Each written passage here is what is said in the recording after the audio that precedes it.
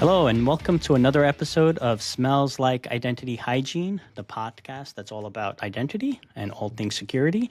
I am your host, Rosario Mastrogiacomo, and today we have Justin Hansen, who is a field CTO over at CyberArk. And Justin, maybe you can introduce yourself, give us a little bit about your background and what you're responsible for at CyberArk, and then we'll get going. Yeah, sure. Appreciate the invite. I'm been looking forward to this. This is gonna be exciting. Yeah, thanks Rosario for putting this all together. Yeah, as so I'm currently as a field CTO here at CyberArk, part of the field technology office. As part of the field technology office, we really have the best job. I get to interact with a lot of customers, have a lot of meetings around strategy and vision, not only where CyberArk is going when it comes to identity security, but where those customers are going. I get to hear that input and then work with our internal teams in the field to better our products, to better our approaches to how we talk about things. And so yeah, really an exciting time for me, and it's even better that I have a team of people around me to help do that now as in part of that field technology office. So I came to CyberArk through the recent Venafi acquisition last year, and I started my tenure at Venafi clear back in 2013. So I've been there. I guess now it's over 12 years. And before that, I was part of an identity and access management. I was the identity and access management lead for the Idaho National Laboratory. So I led the team, and so it's kind of cool. I spent a big chunk of that time focused on machine identity and PKI and SSH and all the fun stuff there. But now it's kind of like coming home a little bit, back to my identity roots. So yeah, it's been quite a journey, but happy to be here. Yeah, and you and I met, what is it, like maybe 3 or 4 weeks ago, and we had a really great conversation about I think we were talking about SSH keys, machine identities. We're talking about AI as one does lately. And I said, yeah, I definitely need to have Justin on the podcast. So let's start with machine identities. Well, Okay. I definitely want to talk about identities, of course, in general, but specifically machine identities. And like you said, you speak to a lot of customers, you speak to a lot of vendors, even partners, etc. Tell me your top three biggest topics that come up right now when it comes to specifically machine identities, but really identities as a whole. Yeah. So I think top three. I'll try to pull these off my head, off the top of my head here.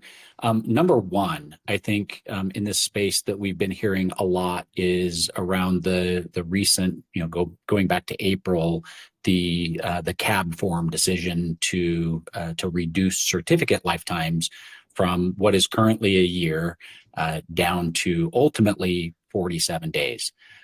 So that has been a huge topic that's come up in almost every single discussion recently.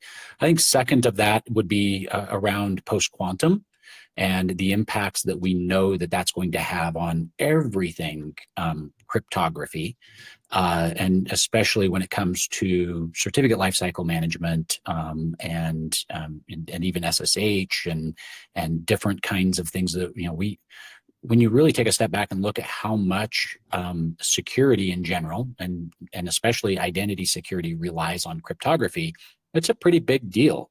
And then a third, of course, you really can't hardly throw a rock anywhere without hearing about AI. And I think more recently, especially with the increase of agentic AI, that's just another kind of machine, the way we think about it, right? These non-human identity or non-human entities that are trying to gain, that they need access to specific resources and tools in order to do what they've been purposed to do. And hopefully that's all they do. And so I think those three things are pretty much the hot topics. Yeah, and it's interesting if you think about those three things as kind of a combination platter, if you will. Mm-hmm. You have and I think you could start with agentic AI and the level of access that an AI agent has, right? Because it is, of course, with agentic AI, it isn't just I'm just asking ChatGPT to write a haiku around spaghetti that falls in love with a fork, which one does.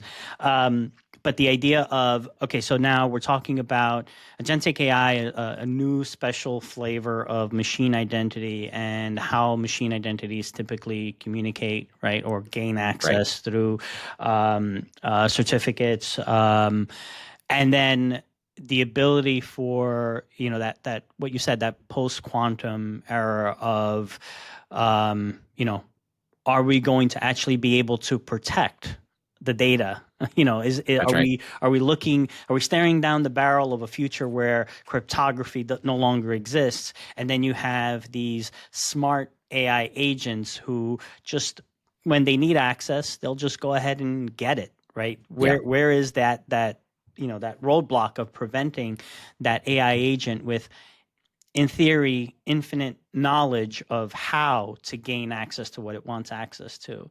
Right. Is all this stuff scaring you? Is my Uh, question. Perhaps I should scare easier than I really do. I don't really see this as a scary thing, but perhaps that's just the thrill seeker in me. The truth is all of these things are just additional permutations of what we've been seeing forever. Take agentic AI, right? It ultimately, this is a process that is running somewhere that needs access to resources. This isn't new for anybody in a identity security perspective, right? Whether it was our workforce and people, how do we get employees access to the resources that they need in a secure way, implementing things like multi-factor authentication and different things to protect the credentials that they use, developers, right, and introducing DevOps, right. We went through that kind of that series a few years ago, and a lot of automation. It's the same thing. Now we've got processes running that need access to resources, even being able to deploy infrastructure and those kinds of things. And agentic AI ultimately is a further permutation of the same thing. I think the only difference between all of those is scale, right? And how much like how much autonomy do these things really have? A person can only type so fast; they can only do so many things. A rogue DevOps process, a broken DevOps pipeline, has a pretty limited blast radius, and has to be set up by somebody who's typing. But now we've got agentic AI that's basically performing the work of all of those things, and setting up pipelines and doing reading invoices and processing payments, like all kinds of those things. But the scale of those is significantly different. And I think that's why it's so important to take a step back, look at, fundamentally, what are we trying to do? And that is, how do we ensure that these entities, regardless of what they are, that we're getting them the access that they need to the resources that they require, but only at that right level of access. I think it would be imprudent it'd be a bad decision to say, well, we're just going to cut everything off. We're not going to allow that. Yeah, good luck, right? Like, people are already using these things, whether you want them to or not. It's really about, how do you identify them? How do you protect those resources? And then how do you get them the access that they need, but be able to have the governance around doing it? And so a lot of that, especially in the agentic AI, is taking a look at the kinds of credentials that these things use, and how are they protecting those credentials? How are they getting those credentials? And so when we look at machine identity as a whole, we keep going back to certificates, but only because certificates is kind of the digital certificates, those X509 certificates, have been a good way to a good credential for machines to use. But there's other credentials. There's just API keys, right? So I go through and set up my haiku writing agent. And right, ultimately, I'm ending up copying and pasting API keys all over.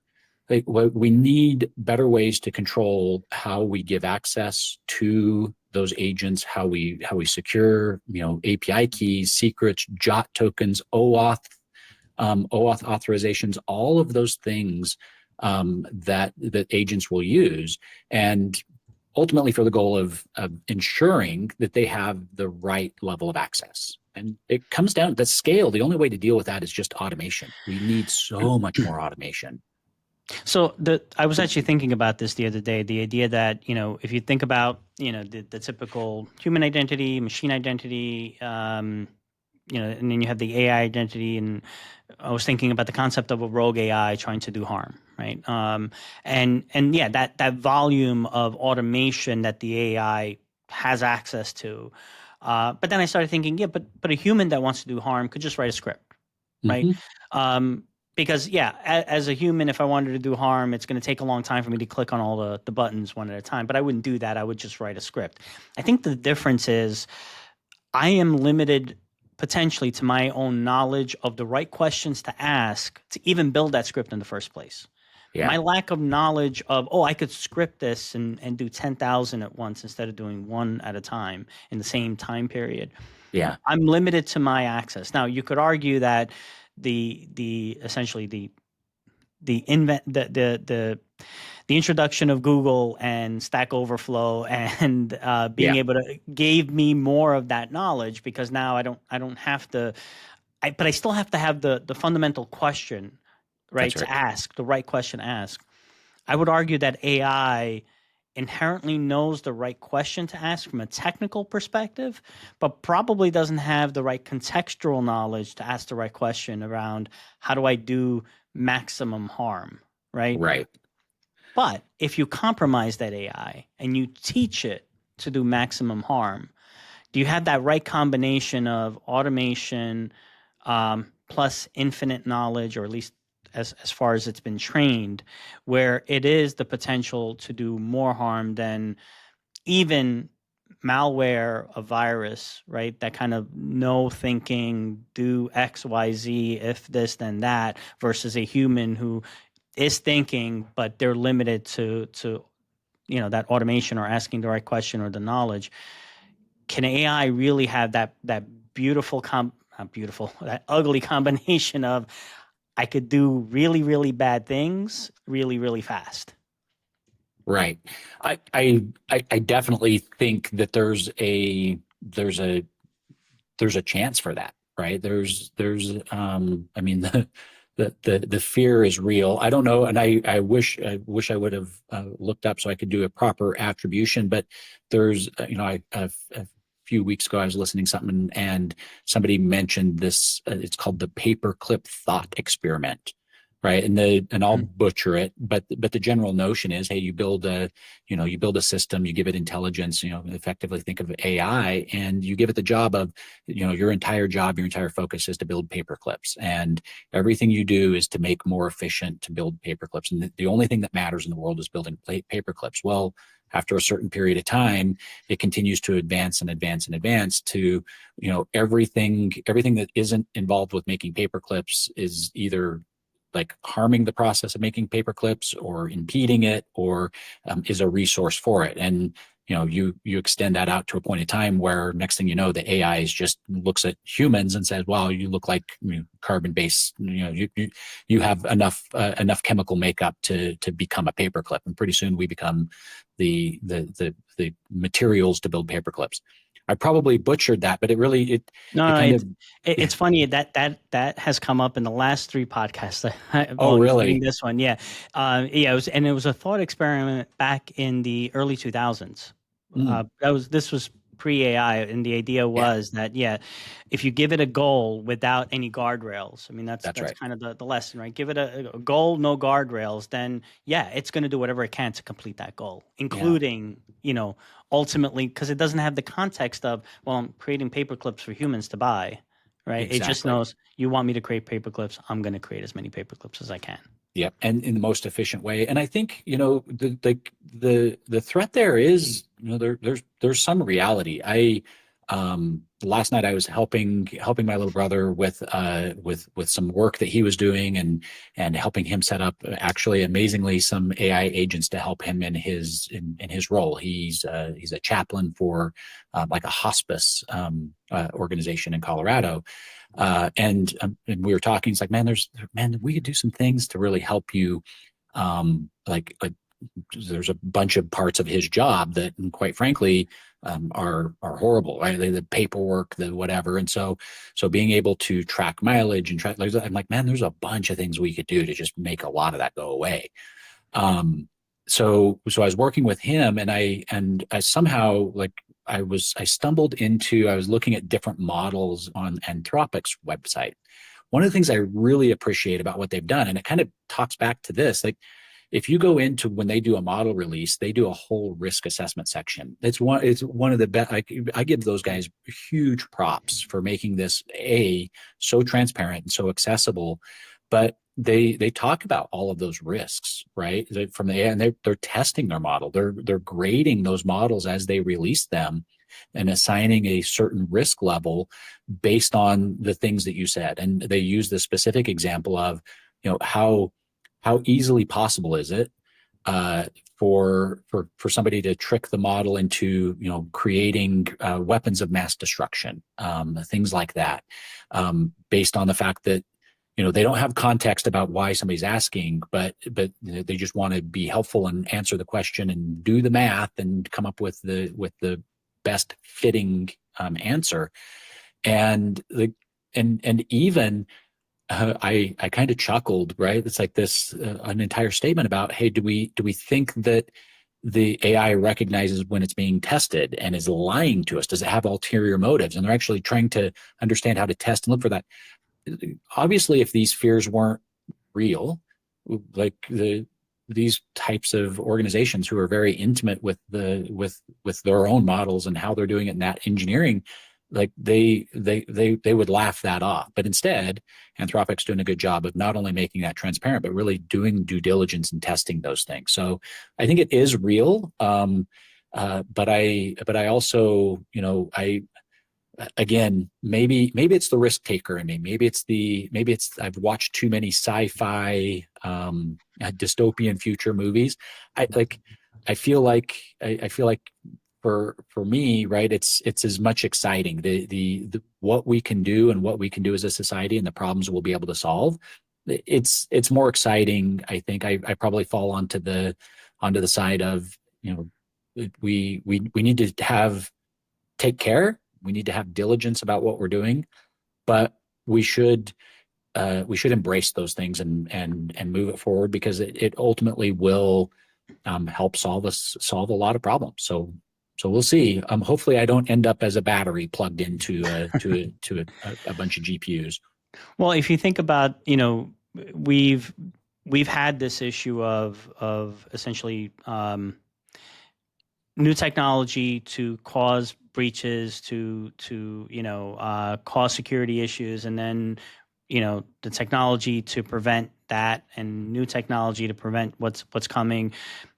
Yeah, in a future where in that post quantum future, maybe we then need to develop something that the kind of cryptography that is the post quantum cryptography, the post agentic AI, infinitely intelligent, fully level 5 autonomous, doesn't need a human, but we need to build that guardrail to prevent that prevent that item, that AI from realizing, hey, actually humans get in the way. They don't enhance my goal. They kind of get in the way of my goal.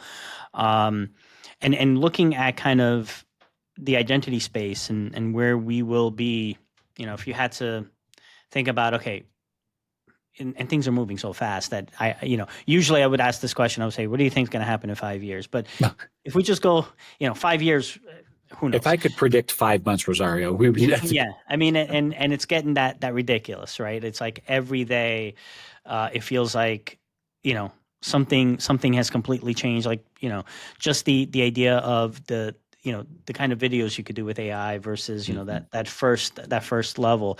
But 12 months from now, how do you think we're going to be talking about?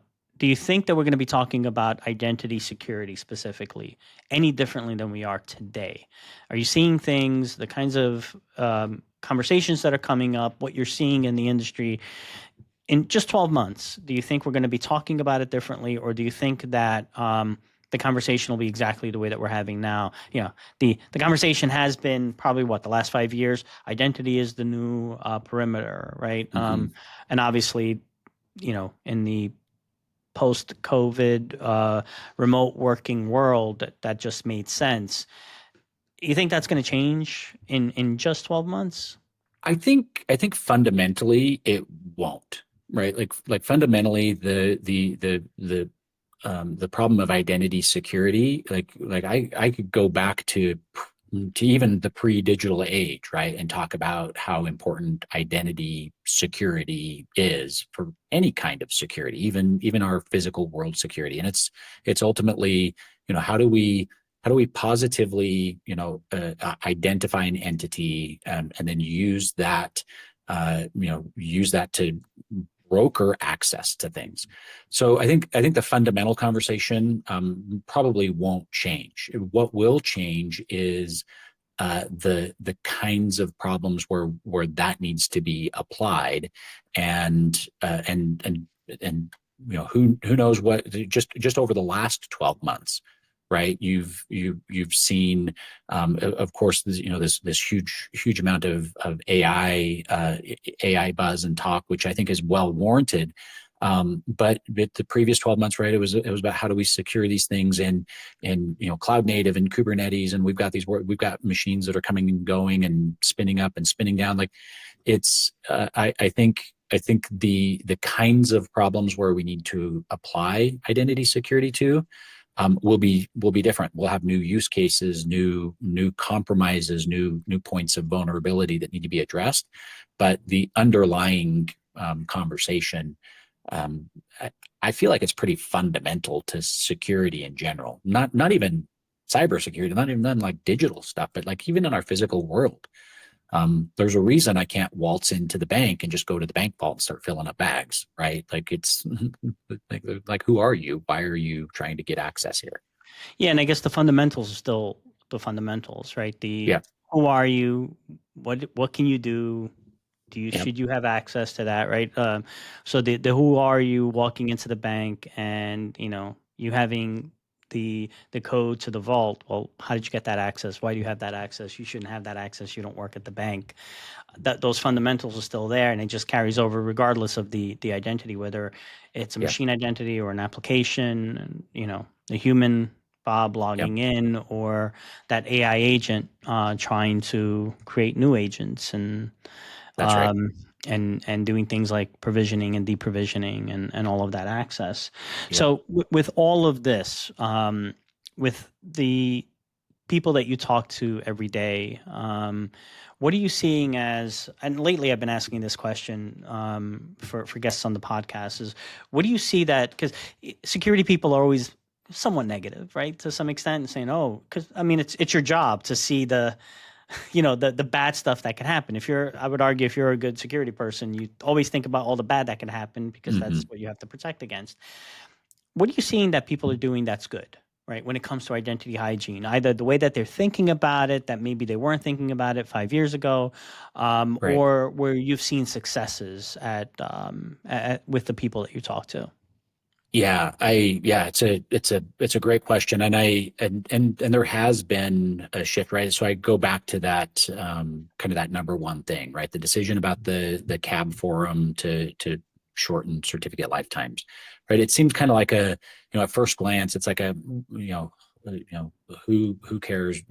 Really does it matter very much? And it's not even like a new thing. When I first started in PKI, right back in the day, I mean, I could go get like a 5 year TLS certificate. And I think some of the first ones we did, we got 5 year TLS certificates, and then pretty soon it was 3, then it was 1, and then now. So we're seeing this continued progression. But the thing that I think that I know that this last change has caused, and especially when it related to machine identity, security, and managing, that particular, kind of credential that we see so many machines use, is it's driving every organization to take a step back and say, we need to automate, right? Like it's no longer a choice. We've got to automate, and this is, for me, it's a little bit of validation, because I've been banging this drum for years. Like, why are we doing, like, there's so many organizations, big and small, but especially the big ones, right, where they have a huge amount of volume, doing so much of this work manually, and on one hand saying, yeah, we want to automate these, but on the other hand, putting all kinds of stumbling blocks to automation. The thing that I'm seeing that organizations are doing really well, over the last couple of months, the big, huge shift, has been, okay, we're going to automate, and we've got to figure that out. And we're going to have to, even as painful as it is, get out of our own way in order to enable and allow that automation to happen. And so for that reason, I'm excited about the decision, because that's making a really positive change. Anytime you get humans in the loop, you're introducing security risks. So why do you think that, especially for a large organization, that they've been fighting that automation for so long? Is it red tape? Is it process?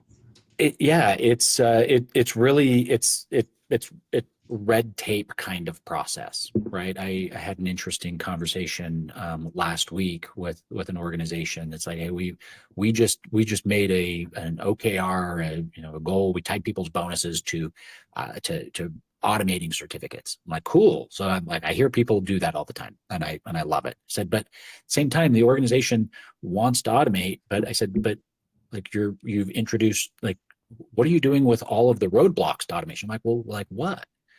I'm like, because it's rarely a technology issue, right? It's more of, are you still requiring every certificate be requested through a central part? Like it's got to go to the PKI admins, and they've got to review it and approve it.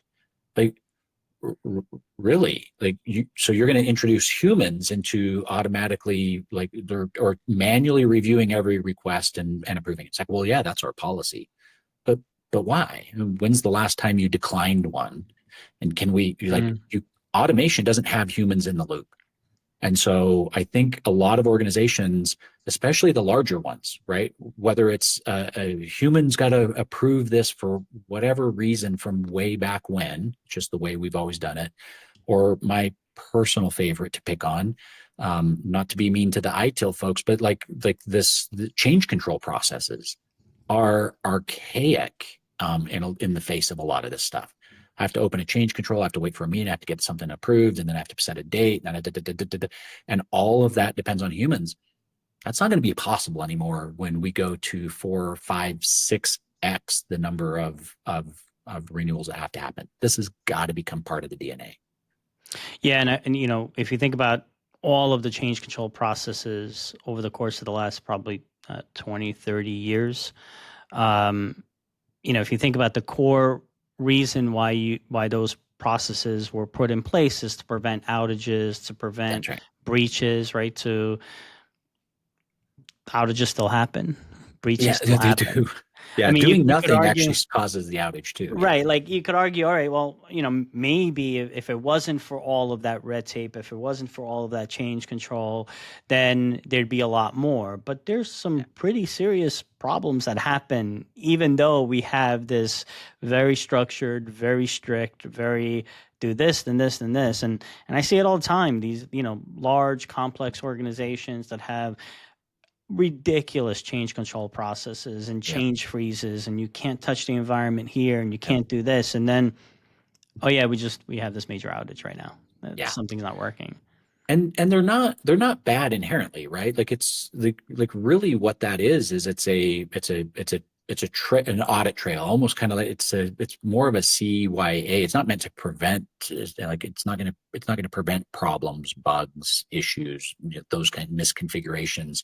But it really does provide an audit trail where you can do better root cause analysis, make changes to do things better testing, all of those kinds of things. So I think in general, the idea is great, but I'm a big fan of can't I automate? Is that just if it really is about auditing, if this is really just a CYA, is it like, how is it different than logging? Like it's a specialized log at that point. Hey, here's an entry, here's a change that was made, and it's done. I think it's when we start thinking that we've got to inject human approvals into the process, that's when it really becomes cumbersome, especially in the face of automation. So, what do you recommend to someone that's listening to this? Is looking at the prospect of the you said 47 days, right? Yeah. And all of the manual work that they have to do right now, where every 47 days the certificates are expiring. It's essentially going to be a non-ending. Like, how would you recommend to even a medium-sized organization? How do they start thinking about automating? What should they tackle first? What should they where should they even start? To think about how they're going to deal with this. Yeah, it's a good question, one that I get asked a lot. It's there's actually a pretty tactical way to go at the certificate automation process. And the first one is to identify what I would call like the low-hanging fruit use cases. Generally, these are things where if I can get connected to to a place where a lot of certificates live, like it's one connection, one team that I've got to work with, but it results in a huge moving the needle big time on automation. Good examples of that are load balancers. Right. So as we've, years ago, we moved towards, SSL offloading or TLS, offloading. Most of those certificates exist on load balancers, API gateways, things like that. But the cool thing is you don't buy an F5, or you don't put in a NetScaler for just one app, and then like they're usually a huge concentration. So if we go after those, we can work with that team, get that process. Same thing with cloud key stores. So if we're using any of the big cloud providers, they all have their Amazon's got Amazon Certificate Manager, Azure Key Vault, so on and so forth. We can target those and automate those. It's kind of like being able to, in the beginning, being able to find wins in big bunches. And in most cases, you don't even have to it doesn't even represent a huge significant change in process. It's just almost an elimination of a bunch of manual processes in most of those cases. So those teams, generally, after they get over the fear and uncertainty and doubt of allowing some system to manage that aspect of their area of responsibility, they come to fully embrace it. After that, right, it's just kind of working down the chain of what's the next biggest place, what's the where can we get the biggest bang for our buck. One bit of advice I would give everybody is it's really easy to find instances where automation won't work, right? Like, I don't care what we do. No, if any organization ever comes to me and say, yeah, we've automated 100% of our certificate lifecycle, I know that they don't know what they're talking about, right? Because it's not possible. There's always going to be something that can't be fully automated. But the mistake I see people make a lot of times is, thinking through those use cases and then using that as an excuse to not automate anything. Well, if I can't automate everything, it's like that doesn't make any sense at all. And so, yet, there's always going to be those corner cases. It's the opposite of trying to do the hard thing first. Do the easy things first, get a win, snowball that thing into automation. Because once you hit 70, 80%, you'll have the time to spend to figure out the other patterns. Yeah, the idea of if I can't do all of it, I'm not going to do none of it. But then you're not doing any of it, right? Yeah. So yeah, and that is probably something that you see in some of the larger organizations, the ones that kind of have those that embedded mentality of we can't change this, or it's going to be too hard, or we got Yeah. to go through a million different processes, Yeah. which I think if you think about some of those organizations, and just to bring it back to kind of modern identity security and agentic AI, are you seeing? So one of the things I've been thinking about lately is shadow IT when it comes specifically around agentic AI. The idea Uh-huh. that you're going to, vendors will start introducing some level of AI into their products. They kind of have to, right? Hmm. If you're not talking about AI, then it's like you're no longer relevant. So you have to do that. And agentic AI is, this year seems to be the thing that everyone's talking about. As these products gain this capability, and I'm concerned mostly with SaaS products. Hmm. IT may not know that Salesforce has an AI agent that Susan in marketing could start configuring. Now, Susan in marketing might request a certificate, or might request an account that agent will use, but now you have an element of essentially a new type of identity in your organization, and security, even technology, has no idea that exists. Given that we're essentially we're at this gold rush phase, but I would argue it's almost the opposite of a gold rush, right? If you look at what's happening with Apple, and people talking about Apple being so far behind when it comes to AI, right? Hmm. Again, and that's Apple, right? That this pressure to implement AI into your solution is so great that I worry that everyone's going to rush to do it, not really thinking about if it's the right thing to do or if Yep. it's even useful. They just kind of have to do it because of all the stakeholders pushing them to it. In some cases, customers pushing them to it. Are security organizations faced with, you know, 12 months from now, 24 months from now, we could have all this shadow IT appearing everywhere, and we have no idea what it's doing. All we know Yeah. about, maybe we can track it down by looking, follow the access, and why does this certificate exist? Why does this account Yep. exist? Why does that exist? But now, is that going to be the work that security teams have to do? Tracking down the root cause that ultimately goes to this agentic AI, or this agent doing a whole bunch of stuff that I have no understanding of what it's doing or how critical it is to my organization.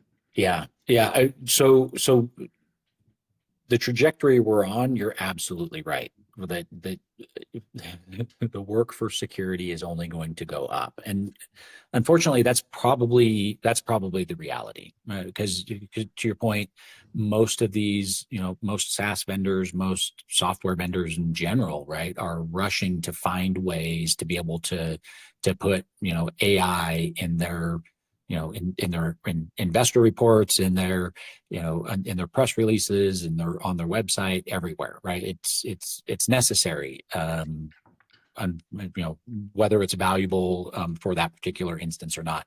I think the only way to avoid that is some a little bit of restraint and a little bit of responsibility about how we how we as a software company, other software companies, other folks implementing this, especially especially if that you're in a primarily enterprise space, right? You're delivering value through your software in an enterprise space. You really should take just a moment to think about how would you want to be able to manage this in the enterprise, making it enterprise manageable. Shadow IT has always existed. It always exists, but it always comes from the same place, and that is, I can't get whatever I'm trying to do done there's no easy way to do it, and therefore I'm going to do whatever. I'm going to do my own thing. I'm going to go around the process, outside the process. That's ultimately what we're talking about, shadow IT. And I think as software companies and solutions and those things go out there, be thinking about how can, like, like how would you want to manage this if this were coming into your enterprise? We want to welcome those things in the enterprise, those things that have enterprise controls in place, centralized credential management. Like that should be a no-brainer. If you want to roll AI agents and agentic AI into an enterprise setting, like does it plug into into systems that allow secure management of the credentials that those agents use? It's easier for your users if you actually do that, right? Ultimately, the way to prevent that shadow IT is make doing the right thing the easiest thing to do for the enterprise, for the end user, and for the software company that's implementing it. Unfortunately, I doubt that many will do that. We're just going to plug and chug and throw a bunch of stuff at the wall, see what sticks, and unfortunately, no matter how it goes down, we're going to be chasing a lot of leads. And to some extent, it goes back to your automation discussion, right? The idea that, look, if we can automate more, then it becomes less painful for me as a user to request access, to request something, because there has to be 10 different human beings that have to touch my request before I get what I need. So I'm just going to break the rules and ask for favors and go buy this thing on my own and use my personal credit card to pay for it. Yeah. Or the worst thing in an enterprise is when you're setting something like that up, and then you're just like, well, like to get a proper account, to get like a service account or something, set up that runs for, how many of us are guilty of, well, I'll just put my own credentials in there because I have access to that system, and it can just scrape like handing off your own credentials. It's no different than sharing a password with a coworker. If you're sharing your password with an agent, you're doing the same thing, and then it's limited in how much control we have. But it boils down the same thing, exactly what you said. Unfortunately, in IT and security and organizations in general, we make doing the right thing hard sometimes. And one thing I know about people, if you want them to do the right thing, the best way to get people to do the right thing is make the right thing the easiest thing to do. Because what people will do invariably is the easiest thing. Path of least resistance, right? Like water. Absolutely. Yeah. Yeah. It's really interesting. The whole, if you think about what's happened in just the last 3 years, right? Just the AI, now agentic AI, as a technology, it's probably the only technology where realistically and without, kind of exaggerating, it's like the kind of technology that you're both excited for, but very, very scared, and not scared like, oh, I'm not going to have a job. It's almost borderline, is this thing going to make me obsolete? Humanity obsolete, right? Because you think, all technology leading up to this point, you could argue that the refrigeration scared the people delivering ice, right? But it was their livelihood, being scared of their livelihood, right? Of their ability to have that work. They, in the back of their minds, oh, I could just do something else. Right. I think AI is introducing kind of, well, there is no something else. There is no anything else, right? Yeah. And of course, everything else. Yeah, it is. And of course, the capability of AI today to do what people think the AI could do is probably exaggerated in terms of, oh, I'm going to run an entire organization of 100 people with just one person with a whole bunch of AI agents. Not realistic today. But the scary thing is the thought of that happening shrinks almost every month, right? It's not like ask me that 12 months ago and ask me that, 11 months ago and 10 months ago. And every month it becomes less, what are you, insane, and more like, maybe that could happen. Yeah. Right. Yeah. And it just feels like things are moving really, really, really, really fast, faster than I've ever seen a technology move. Yeah. Would you agree? It's faster absolutely. The pace of, the pace of this is like it's frankly impossible to keep up with.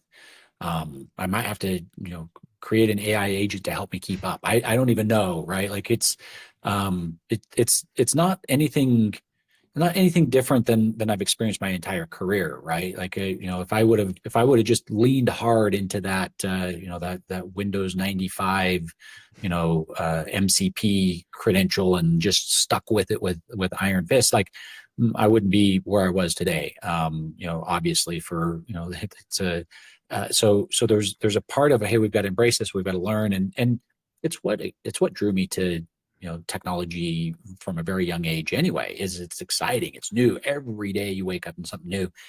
But to your point, the scale at which and just the velocity of which that we're moving, it hurts my brain most days, right? It's hard to even get your head around. And I think it really just is about everybody within their, I think there's going to be more work, especially in a security realm and IT and those things. It's going to be different kind of work, but it's really about how to lean into how to usher you're not going to stop this movement, right? It's like nothing's going to happen that's going to stop this. In fact, it would be really bad to try. And so it's more about how do you take your expertise, how do you leverage your expertise into helping to usher it along and usher it along on the right channels, in the right ways, putting in the right guardrails, putting in the right controls. And so there's a responsibility, especially within the security, among security professionals, is don't be the naysay, don't be the no guy, be the how can we make this work, and how like be part of the folks ushering that in, because if you're in that wave, you can control at least a portion. If it's for your team or for your enterprise or for whatever it may be, like lean into the control that you have, the expertise that you have, and bring that to the table, because it is moving fast enough. It's fluid, right? Like you can. It seems like MCP sort of like that thing sprung up overnight. Mm-hmm. Yeah, there's hope there, right? Like you have an MCP server. You can now I have a single place where all those tools live. I can control access in and out. Like that's great for an enterprise. Like there's great things that can happen, that can come of that. It's just we need smart people to do their jobs and lean in. So this was fantastic. We've reached a part of the podcast now. We do this every time. We usually spend a lot of time on very serious questions, and then we have a fun question at the end. Usually it's a non-technology question, but this time I do have somewhat of a technology question for you. So we've been talking a lot about AI. We've been talking a lot about kind of the future and kind of the sci-fi AI will displace us. So if you had to guess of how AI will ultimately kill all humans, right? I know it's a little somber, but if you had to guess, what would your guess be? And the follow-up question, is there a movie that you think follows the storyline of how it'll actually happen? Yeah. Wow, that is that's a fantastic question. I haven't really thought about how they would go about doing. Ultimately, I think how AI would do that. This is crazy. It's starvation. They're going to cut us off from our food supply. In a modern society, world around, we are so disconnected from our food supply. Just 100 years ago, right? Like people grew in their gardens, grew in their yards, grew in their a lot of people, had the means and the capacity to generate at least enough food for their family. That's pretty much gone, right? And I think there's probably been enough generations we wouldn't even know how. So you shut down transportation, you shut down commerce, you shut down the ability to move goods back and forth. Not only will I, not get my Amazon Prime shipments of new golf balls, but like food basically shuts down. That's scary to me. I haven't seen that in a movie yet, but if anybody's looking for a screenplay assistant writer, we could workshop it. What would you call that movie? What would the title be? Uh, Might have to workshop it a little bit. Yeah, I'd probably have to workshop a little bit because honestly, it sounds like a pretty boring, slow grind. So we'd have to work it out. That's why most of the movies, right? Like you look at Matrix, right? That's the one that always sticks out to me. I think it's it just hit me at the right time of life, and it was a huge thing when it came out, and the first DVD most of us ever bought. So you look at like the Matrix, but like it didn't. I was even trying to think, like, how did they get to the point in the Matrix? I know they told the backstory, but it was basically, hey, we built robots and then they tried to kill us.